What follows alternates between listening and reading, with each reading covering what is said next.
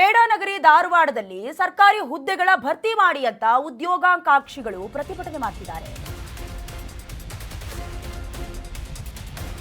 ಧಾರವಾಡದಲ್ಲಿ ಉದ್ಯೋಗಾಕಾಂಕ್ಷಿಗಳ ಪ್ರತಿಭಟನೆ ಜೋರಾಗಿ ನಡೀತಾ ಇದೆ. ಸರ್ಕಾರಿ ಹುದ್ದೆಗಳ ಭರ್ತಿಗೆ ವಿದ್ಯಾರ್ಥಿಗಳು ಆಗ್ರಹಿಸುತ್ತಿದ್ದಾರೆ. ಸುಮಾರು 2.85 ಲಕ್ಷ ಸರ್ಕಾರಿ ಹುದ್ದೆಗಳ ನೇಮಕ ಮಾಡಿ ಅಂತ ಆಗ್ರಹಿಸುತ್ತಿದ್ದಾರೆ. ಪೊಲೀಸರ ಅವಕಾಶ ನಿರಾಕರಣೆಯ ಮಧ್ಯೆಯೂ ರ್ಯಾಲಿ ನಡೆಯಿತು. ಪ್ರತಿಭಟನಾ ನಿರತ ವಿದ್ಯಾರ್ಥಿಗಳು ಪೊಲೀಸರ ವಶಕ್ಕೆ ಪಡ್ಕೊಂಡಿದ್ದಾರೆ. ಪ್ರತಿಭಟನೆಯ ಬಗ್ಗೆ ನಾವು ಮಾಹಿತಿ ಕೇಳಿದ್ದೇವೆ. ಮಾಹಿತಿಯನ್ನ ನೀಡದ ಹಿನ್ನೆಲೆ ಅನುಮತಿ ನಿರಾಕರಣೆಯಾಯಿತು. ಅನುಮತಿ ನೀಡದ ಕಾರಣ ಈಗ ಹುಬ್ಬಳ್ಳಿ ಧಾರವಾಡ ಪೊಲೀಸ್ ಆಯುಕ್ತ ಶಶಿಕುಮಾರ್ ಹೇಳಿಕೆಯನ್ನ ಕೊಟ್ಟಿರೋದು. ಧಾರವಾಡದಲ್ಲಿ ಉದ್ಯೋಗ ಆಕಾಂಕ್ಷಿಗಳು ಕೆಲವೊಂದಷ್ಟು ಕಾಂಪಿಟೇಟಿವ್ ಎಕ್ಸಾಮ್ಗಳಿಗೂ ಕೂಡ ಪ್ರಿಪೇರ್ ಆಗಿರ್ತಾರೆ. ಆದರೆ ಸರ್ಕಾರ ಮಾತ್ರ ಕೆಲವೊಂದಷ್ಟು ಗವರ್ನಮೆಂಟ್ ಜಾಬ್ಗಳಿಗೆ ಯಾವುದೇ ಅಪ್ಲಿಕೇಶನ್ ಅನ್ನ ಕರೆದಿಲ್ಲ. ಸರ್ಕಾರಿ ಹುದ್ದೆಗಳ ಭರ್ತಿಯನ್ನ ಮಾಡ್ತಾ ಇಲ್ಲ. ಸುಮಾರು 2.85 ಲಕ್ಷ ಸರ್ಕಾರಿ ಹುದ್ದೆಗಳು ಬಾಕಿ ಬಿದ್ದಿವೆ. ಆದರೂ ಕೂಡ ಗಮನ ಹರಿಸ್ತಾ ಇಲ್ಲ. ಈಗ ನೀವು ನೋಡ್ತಾ ಇದ್ರಿ, ಡಿನ್ನರ್ ಪಾಲಿಟಿಕ್ಸ್ ಅಂತೆ, ಬ್ರೇಕ್ಫಾಸ್ಟ್ ಪಾಲಿಟಿಕ್ಸ್ ನಲ್ಲಿ ಬಹಳಷ್ಟು ಬ್ಯುಸಿ ಆಗಿಬಿಟ್ಟಿದ್ದಾರೆ ವಿದ್ಯಾರ್ಥಿಗಳು. ಅಲ್ಲಿ ಬಡ್ಕೊಂಡು ಸತ್ರು ಪರವಾಗಿಲ್ಲ, ತಲೆನೂ ಕೆಡಿಸ್ಕೊಳ್ಳೋದಿಲ್ಲ, ಅದು ಸೆಕೆಂಡ್ರಿ. ಈಗ ಸದ್ಯಕ್ಕೆ ಪ್ರತಿಭಟನೆ ಮಾಡ್ತಾ ಇರುವಂತಹ ವಿದ್ಯಾರ್ಥಿಗಳನ್ನ ಪೊಲೀಸರು ವಶಕ್ಕೆ ಪಡ್ಕೊಂಡಿದ್ದಾರೆ. ಅಂದ್ರೆ ಮಾಹಿತಿ ಕೇಳಿದ್ವಿ, ಯಾವ ಕಾರಣಕ್ಕೋಸ್ಕರ ಪ್ರತಿಭಟನೆ ಮಾಡ್ತಾ ಇದ್ರಿ, ಅದರದ್ದು ಮಾಹಿತಿ ಕೊಡಿ ಅಂತ ಕೇಳಿದ್ರು ಕೂಡ ಯಾವುದೇ ಮಾಹಿತಿಯನ್ನ ನೀಡಿಲ್ಲ. ಹಾಗಾಗಿ ಮಾಹಿತಿ ನೀಡದ ಹಿನ್ನೆಲೆ ಅನುಮತಿಯನ್ನ ನಿರಾಕರಿಸಿದ್ರು. ಹಾಗಂತ ಹುಬ್ಬಳ್ಳಿ ಧಾರವಾಡ ಪೊಲೀಸ್ ಆಯುಕ್ತ ಶಶಿಕುಮಾರ್ ಹೇಳಿಕೆಯನ್ನ ಕೊಟ್ಟಿದ್ದಾರೆ. ದೃಶ್ಯದಲ್ಲಿ ಗಮನಿಸ್ತಾ ಇದ್ದೀರಾ. ಅಂದ್ರೆ ಎಲ್ಲಾ ಹಸಿವಿಗಿಂತ ಕೆಲಸದ ಹಸಿವು ಜಾಸ್ತಿ ಇರತ್ತೆ ಅನ್ನೋದು ನೀವು ದೃಶ್ಯದಲ್ಲಿ ಗಮನಿಸ್ತಾ ಇದ್ದೀರಾ. ಅಂದ್ರೆ ಕೆಲಸಕ್ಕೆ ಕಾಲ್ ಮಾಡಿ ಅಪ್ಲೈ ಮಾಡ್ತೀವಿ, ಎಕ್ಸಾಮ್ ಬರೆದು ಕೆಲಸ ತೆಗೆದುಕೊಳ್ತೀವಿ ಅನ್ನೋದಷ್ಟೇ ಅವ್ರ ಉದ್ದೇಶ.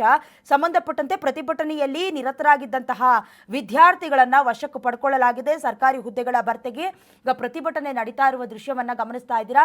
ವಿದ್ಯಾರ್ಥಿಗಳನ್ನ ಒತ್ತಾಯ ಪೂರ್ವಕವಾಗಿ ಕರ್ಕೊಂಡು ಹೋಗ್ತಾ ಇದ್ದಾರೆ. ಅದ್ರ ಬದಲಾಗಿ ಯಾಕೆ ಸರ್ಕಾರಿ ಹುದ್ದೆಗಳನ್ನ ಕಾಲ್ ಮಾಡ್ತಿಲ್ಲ ಅಂತ ಯಾರು ಪ್ರಶ್ನೆ ಮಾಡೋದಿಲ್ಲ. ಸಂಬಂಧಿಸಿದಂತೆ ಬಹಳಷ್ಟು ವರ್ಷಗಳಿಂದಲೂ ಕೂಡ ಕಾಂಪಿಟೇಟಿವ್ ಎಕ್ಸಾಮ್ ಅಂತೆ ಅಥವಾ ಕೆಲವೊಂದಷ್ಟು ಟ್ರೈನಿಂಗ್ ಸೆಂಟರ್ಗಳಿಗೆ ಹೋಗ್ಬಿಟ್ಟು ಎಲ್ಲವನ್ನ ಪ್ರಿಪೇರ್ ಆಗ್ತಿರ್ತಾರೆ. ಆದ್ರೆ ಅವ್ರಿಗೆ ಸಿಗೋದು ಮಾತ್ರ ಕೆಲವೊಂದಷ್ಟು ಜಾಬ್ಗಳಿಗೆ ಏಜ್ ಬಾರ್ ಇರುತ್ತೆ. 25 ವರ್ಷ 30 ವರ್ಷ ಆದ್ಮೇಲೆ ಮತ್ತೆ ಎಕ್ಸಾಮ್ ಅನ್ನ ಕಂಡಕ್ಟ್ ಮಾಡೋದಕ್ಕೂ ಸಾಧ್ಯ ಆಗೋದಿಲ್ಲ. ಅವರ ಆಕ್ರೋಶ ಅಷ್ಟಿರುತ್ತೆ, ಅರ್ಥ ಮಾಡ್ಕೊಳ್ಬೇಕಾಗತ್ತೆ. ಅದನ್ನ ಬಿಟ್ಟು ವಿದ್ಯಾರ್ಥಿಗಳನ್ನ ವಶಕ್ಕೆ ಪಡ್ಕೊಂಡ್ರೆ ಏನು ಲಾಭ ಇಲ್ಲ ಅನ್ನೋದು.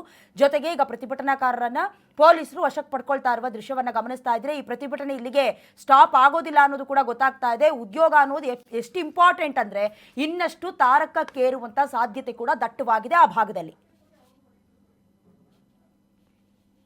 ಆ ಒಂದು ಎಮೋಷನಲ್ ಅಟ್ಮಾಸ್ಫಿಯರ್ ಅಲ್ಲಿ ಕಾನೂನು ಸುವ್ಯವಸ್ಥೆ ಸಮಸ್ಯೆ ಎದುರಾಗೋ ಸಾಧ್ಯತೆ ಇದೆ ಅನ್ನೋದರ ಹಿನ್ನೆಲೆಯಲ್ಲಿ ಅನುಮತಿಯನ್ನು ಭಾಳ ಸ್ಪಷ್ಟವಾಗಿ ಸಮಯಾವಕಾಶ ಕೊಟ್ಟು ಅವ್ರ ಮಾಹಿತಿ ಸಮರ್ಪಕವಾಗಿ ಕೊಡದೇ ಇದ್ದ ಕಾರಣದಲ್ಲಿ ನಾವು ಅನುಮತಿಯನ್ನು ನಿರಾಕರಿಸಿದ್ವಿ.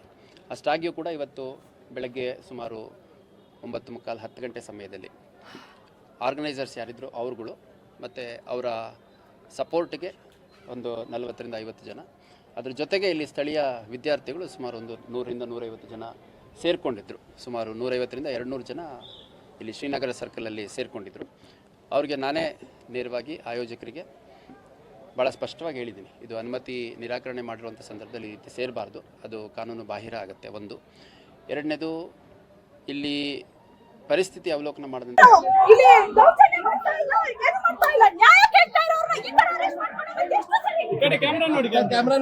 ಈಗ ಉದ್ಯೋಗಾಕಾಂಕ್ಷಿಗಳಿಗೆ ಏನು ಕೇಳ್ತಾ ಇದ್ದಾರೆ? ಖಾಲಿನ ಹುದ್ದೆಗಳನ್ನ ಭರ್ತಿ ಮಾಡ್ಕೊಡಿ ಅಂತ ಕೇಳ್ತಾ ಇದ್ದಾರೆ, ನೇಮಕಾತಿ ಮಾಡ್ಕೊಡಿ ಅಂತ ಕೇಳ್ತೀರಿ. ಇನ್ನೇನು ಕೇಳ್ತಾ ಇದ್ದಾರೆ ನಿಮ್ಮನ್ನ? ಅವ್ರು ಏನು ಅಪರಾಧ ಮಾಡಿದ್ರೆ, ದರೋಡೆ ಮಾಡಿದ್ರೆ, ಕೊಲೆ ಮಾಡಿದ್ರೆ, ಅವ್ರನ್ನ ಅರೆಸ್ಟ್ ಮಾಡೋದಕ್ಕೆ ಪ್ರತಿಭಟನೆ ಅತ್ಯಂತ ಕೆಲಸ ಯಾಕೆ ಮಾಡ್ತಾ ಇದ್ದೀರಾ? ಸರ್ಕಾರ ಯಾಕೋ ಇಲ್ಲಿ ನೋಡಂತ ಸರ್ ಸರ್ ಅಂತ ಸರ್ ಮಾಡಿಲ್ಲ.